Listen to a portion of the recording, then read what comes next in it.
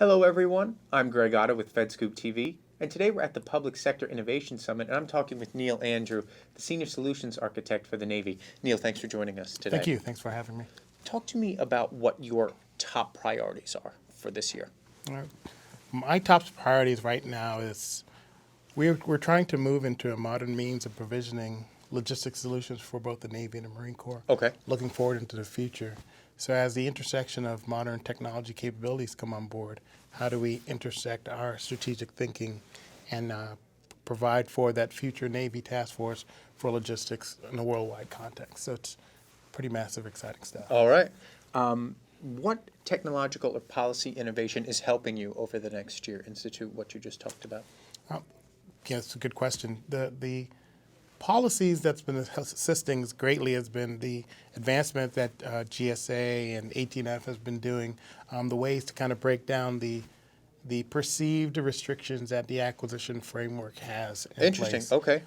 We are able to see rapid advancement in coming from a requirements generation all the way to contract levying and the ability to get in and out of contracts with the right clauses. So that helps for us to, I would say, test drive the innovative technologies out there that can enable future missions.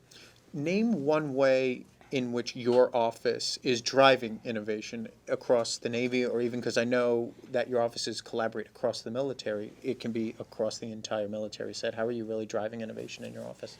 Well, the way we're focused on driving innovation in particular is taking away the concept of what the IT does and what it is. And I'm sorry, not what it is, but what it does. Okay. So focusing specifically on what those outcomes are. We're a logistics shop. We need to have logisticians focus on logistics. And the innovative way is to bring the users into our discussions. Usually when you get a room full of IT guys, they'll IT a problem to death without the consideration for what it is that ultimate thing has to do downrange. So the integration of an eclectic group of thought leaders is one way we've kind of stirred the pot to get groupthink out of the room and bring in those fascinating ideas from the younger generation.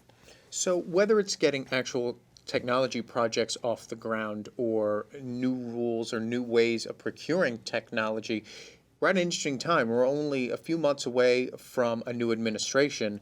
How does that transition impact what you're doing in your office?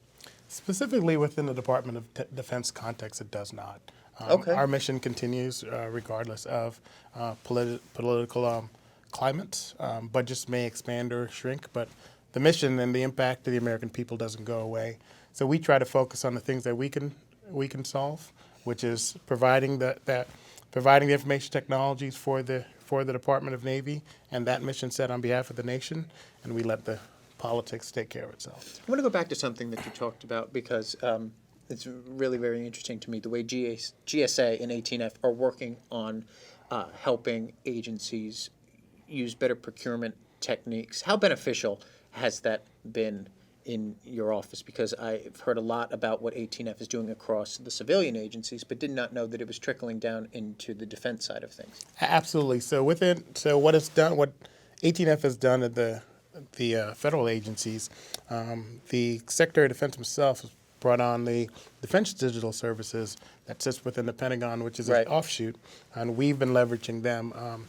It's just I'm inherently a lazy person, so if someone else has figured it out, I'll gladly leverage that information. So where 18F provisioned that for the federal sector, and the Defense Digital Services doing it in DoD, we within our office, within the Department of Navy, want to be able to mimic and grab their lessons learned and apply that directly. So I would say that they have laid a great framework and a pathway for our success, and we're going to continue to leverage their expertise. Great. Well, I continue to be interested in the way that you leverage that and see how everything works out for you. All right, no, I'm excited. It's great times. Great. Thanks for stopping by.